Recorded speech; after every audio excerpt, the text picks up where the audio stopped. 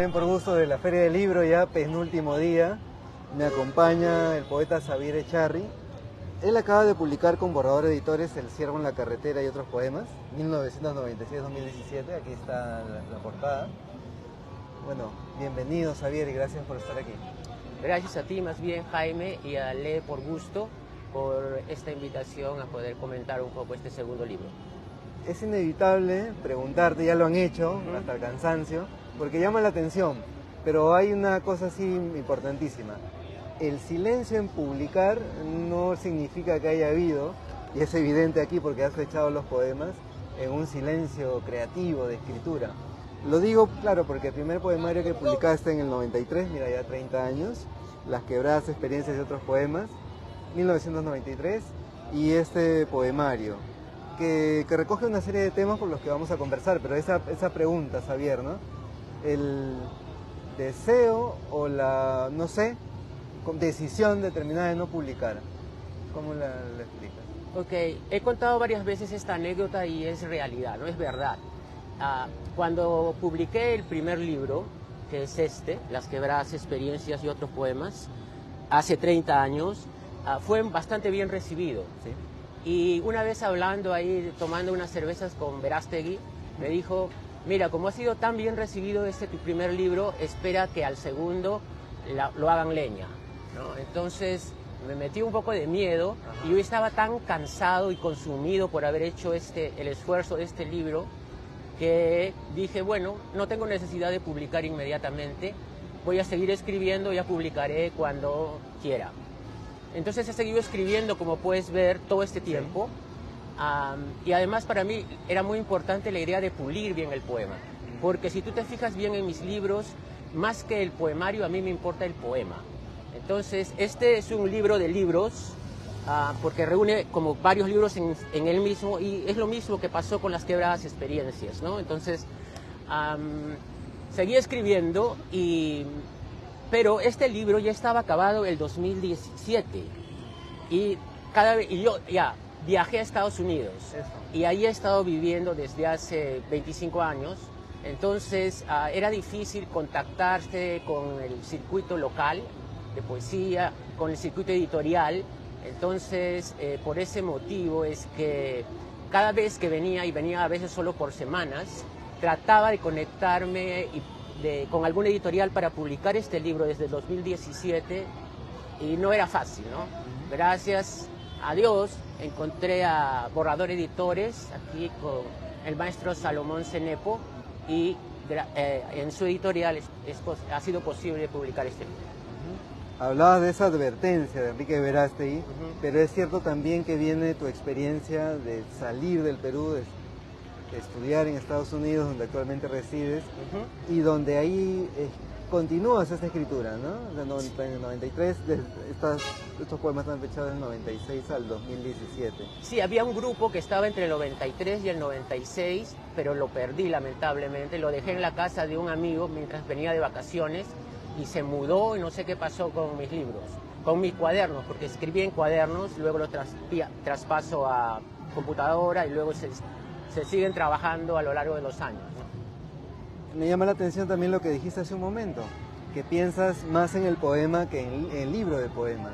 Hay poetas, por ejemplo, bueno, a través de la página he conversado, por ejemplo, con Rosela Di Paolo, que dice que no más que en un libro orgánico, ella va colectando poemas que tienen cierta familiaridad y los va agrupando. Entonces, y claro, ahora mucho se apuesta por la organicidad del libro, ¿no? Pero al momento de reunir estos poemas, imagino que también ha habido esa familiaridad poética, claro, para reunirlos. Sí, aunque el libro es bastante heterogéneo, porque reúne distintos tonos, puedes encontrar que hay un tono humorístico o irónico, hay un tono trágico o elegíaco, por ejemplo, la sección dedicada al fallecimiento de mi padre. Hay poemas que son más bien reflexivos, hay muchos tonos, y al mismo tiempo hay un juego entre un discurso que yo llamo como neoclásico de cierta forma, porque yo leo mucho y releo mucho a los clásicos grecolatinos, pero ese es un juego con una poesía, digamos, más entre coloquial y neobarroca, le han puesto distintos términos, ¿no? Y, sin embargo, puedes encontrar la unidad del libro en medio de esa diversidad con la figura del ciervo. Por eso se llama el ciervo en la carretera, porque el ciervo, lo he dicho varias veces, simboliza la belleza, simboliza la unidad de lo animal con lo vegetal, porque sus cuernos son ramas de un árbol que llegan al cielo. Es la belleza, es la poesía, es esta unidad con la naturaleza, esta comunión, pero al mismo tiempo el ciervo marca la errancia, ir de lugar en lugar por la carretera, y el ciervo es un animal muy común en los Estados Unidos. Quiero decir, eso acá puede parecer un poco extraño, pero es muy común y es muy peligroso, porque en las noches, cuando estás manejando por la carretera, se te puede cruzar un ciervo y hay muchos accidentes fatales en que el conductor, tratando de evitar atropellar al ciervo, hace una maniobra brusca y se va de campana, ¿no? Y muere el conductor. Entonces lo que aconsejan es que cuando ves a un ciervo tienes que frenar, pero mantener el timón de frente. Y eso es lo que hice. Entonces, el último poema trata de eso, ¿no? Sí. Entonces es un homenaje al ciervo que lamentablemente corneé con mi carro, y entonces de esa forma puedo decir que el ciervo también es una imagen del poeta. En mi caso, la imagen de la persona errante, porque yo en Estados Unidos no he vivido en una sola ciudad. Alrededor de cada 5 años he cambiado de ciudad y he enseñado en varias universidades. He estado en Lansing, que es en Michigan, 5 años. He estado cerca de Atlanta, en Georgia, tiempo similar. He vivido en Providence, Rhode Island, por otros 5 o 6 años. En Ithaca, que es un pueblito en la sierra de New York. En St. Mary City, que es en Maryland, cerca de Washington, D.C. Y ahora estoy viviendo en Cleveland, Ohio. Como puedes ver, es una vida errante, la mía también, y una vida de cierta forma en la carretera. Entonces por eso digo que el ciervo es al mismo tiempo la poesía, la belleza. El ciervo soy yo, y al mismo tiempo yo maté al ciervo. Ahora el libro empieza con los huemules, que son un tipo de ciervos sudamericanos, y cierra con este poema titulado El bramido, donde está el episodio pues, en el que atropellas a un ciervo. Y sobre los temas y el lenguaje, yo quiero llamar la atención y a partir de ahí pedirte algunas cuantas reflexiones sobre el lenguaje, ¿no? Porque el lenguaje es coloquial, hablabas de distintos tonos.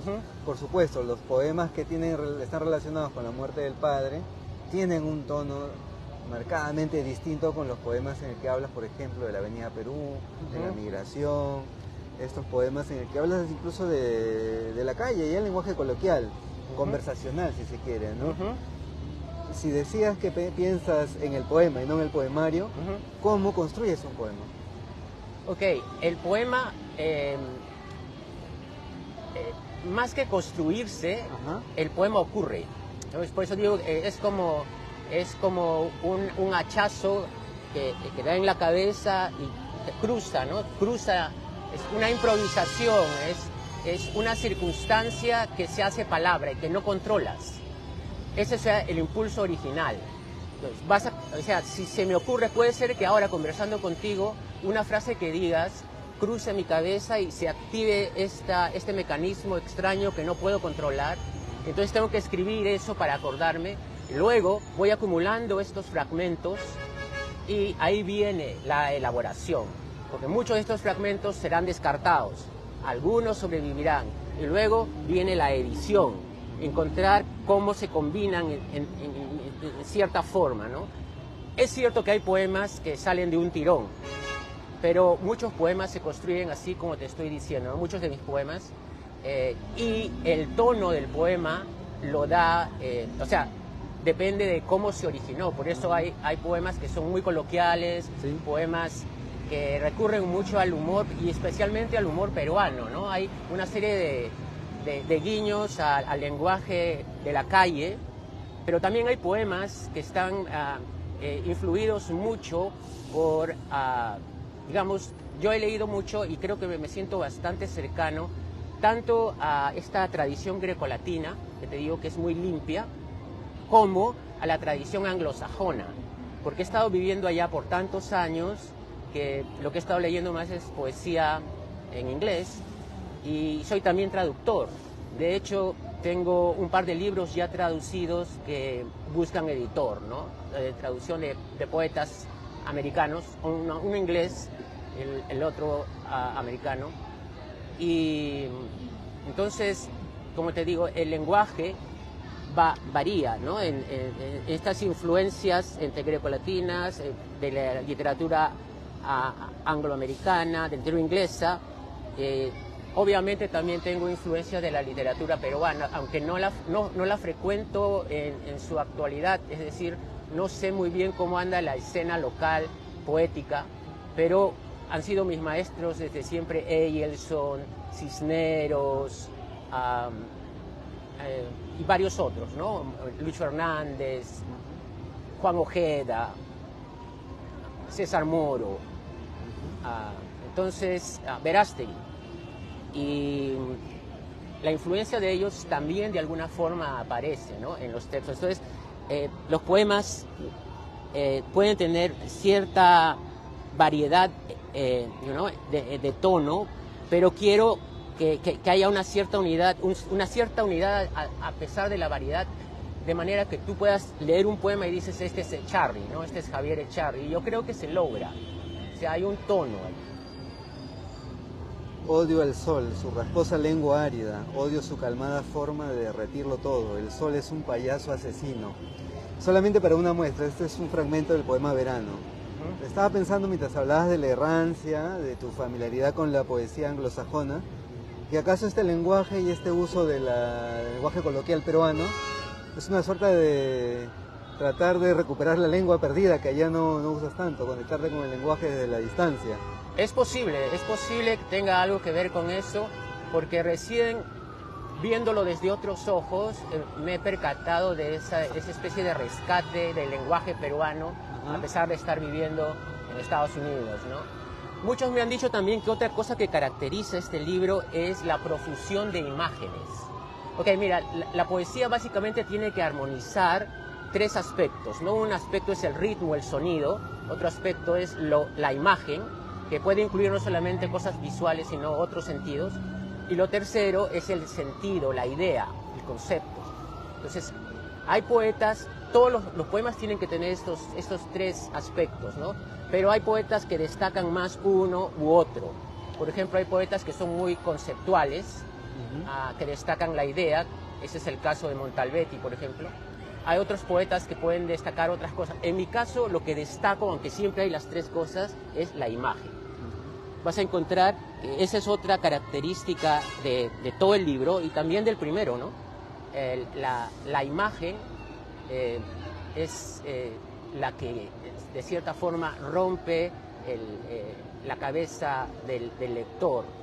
Y, claro, esa imagen tiene que ser dicha con una musicalidad que, de alguna manera, integre el rumiar interior que todos tenemos. El buen poema logra integrarse al rumor interior del lector y de cierta forma le habla desde dentro. Por eso los poemas significan cosas distintas a distintos lectores, porque es un rumiar interior que le llegó a través de la lectura. Quiero invitarte a leer el poema Casa, la página 119. ¿Okay? Ya comentaremos por qué. All right. Ok. Sí. Leeremos Casa. Los castores viven bajo tierra construyendo casas que nunca habitarán. El arte, la poesía, es una casa, no un discurso sobre la experiencia. Es una cosa que pasa y nadie puede controlar. Ni tótem ni tabú, la poesía pasa deslizándose entre los pliegues de la frente de un loco, hachazo Hephaistos. Y todos lo dicen, pero no entendemos. Porque, ¿qué es Medusa sino una musa que tiene los intestinos en la cabeza? como una fetichización de la iconoclastia. Jason Stracciatella afilaba el piano, con el ensimismamiento de los satélites desorbitados, como si hiciera una misa en masa sobre una mesa, con una moza musa, como un guaco en una huaca hueca. Un caucau de muy muy y tacu tacu, porque, César, si un hombre pasa con el pan bajo el brazo, ¿es que no le dieron bolsa en la panadería? Un carnicero vegetariano, la croce de la mia vita, el vello que crece en el bobo. Esas cosas que nadie dijo nunca, el color del sol, la salamandra que sacando la lengua atraviesa tu cráneo de oreja a oreja. Así es la poesía, un bocato di cardinale.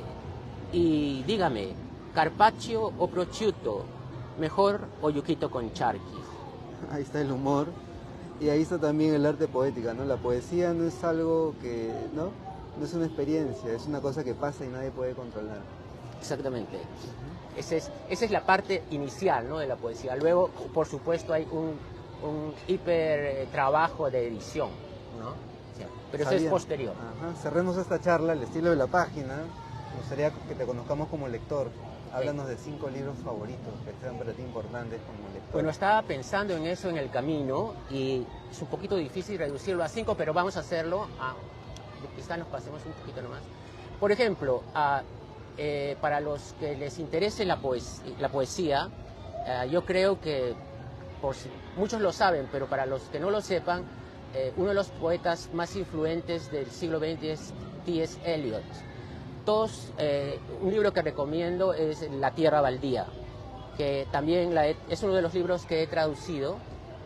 Hay muchas traducciones de La Tierra Baldía, pero es un buen ejercicio la traducción porque te permite ver los mecanismos que los poetas usan. Por ejemplo, la forma como integra voces, como si el poema fuera un drama, en el que se van perdiendo los límites entre una voz y otra, se mezclan. Es increíble lo que hace Eliot en La Tierra Baldía. Ese sería uno. Otro muy importante es Ezra Pound, especialmente su primer libro, que se llama Personae. No es exactamente el primero, pero uno de los primeros. Es un poeta imagista, o sea, tiene muchas imágenes. Me ha influido mucho Ezra Pound. Es muy limpio. A veces hay un problema con cierta poesía que tiene demasiada floritura y demasiado ripio y desechos, juegos innecesarios. Desde mi punto de vista, ¿no? Desde mi estética, es muy importante tratar de ser exacto, ¿no? Nítido, como una escultura. Ese es el tipo de poesía de Pound. Otro libro que recomendaría mucho, bueno, como les decía, por ejemplo, el otro libro que he traducido es Ted Hughes. Ted Hughes es un poeta inglés y muy bueno, recomiendo todos sus libros, pero yo he traducido un libro que se llama Tales from Ovid, que es como, se traduciría algo así como mitos de Ovidio, cuentos de Ovidio, pero no son cuentos, son poemas, y que son básicamente la reelaboración poética de varios de los mitos que aparecen en la Metamorfosis de Ovidio. Entonces, mitos griegos, ¿no?, famosos, como por ejemplo uno de ellos es el famoso mito que lo había apuntado para no olvidarme, que es el mito de Acteón, que es este cazador que por mirar desnuda a la luna fue castigado por la diosa, por la luna, y lo transformó en un ciervo y se lo comieron sus propios perros, ¿no? Entonces recomiendo mucho ese libro. Ese es uno de los que he traducido y que busco editor. Otro libro que recomiendo, por ejemplo, durante la pandemia, y esto ya más bien para público en general, recomiendo mucho leer Las Mil y Una Noches, pero la versión original, o sea, la versión larga, no la versión edulcorada para niños, porque Las Mil y Una Noches no es para niños. Puede ser muy cruel, puede ser muy fuerte, pero también está plena de humor. Durante la pandemia, no sabes cuánto me ayudó leer y releer los cuentos de Las Mil y Una Noches, hay cosas fantásticas, horrorosas, te mueres de risa en algunos casos y me ayudó a mí, ¿no? a pasar ese tiempo de encierro. Ahí van creo que 4. Otro libro, por ejemplo, que yo considero muy, muy bueno, hay varios, pero a ver, por decir uno más, por ejemplo, Michaud, Henri Michaud. Este es un poeta francés, muy, muy, muy bueno, es muy original, además era pintor y tiene muchos poemas que son que tienen mucha ironía y al mismo tiempo poemas que pueden ser muy, muy emocionales, ¿no? Como aquel que escribió a su esposa que se murió, se quemó, ¿no? Es un poema bien trágico.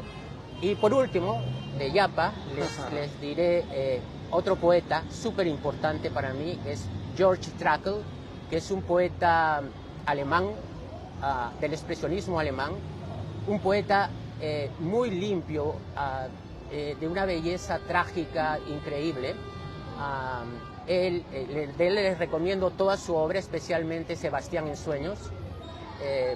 Él fue un enfermero durante la Primera Guerra Mundial y ver las masacres que tenía que atender como enfermero lo volvieron loco.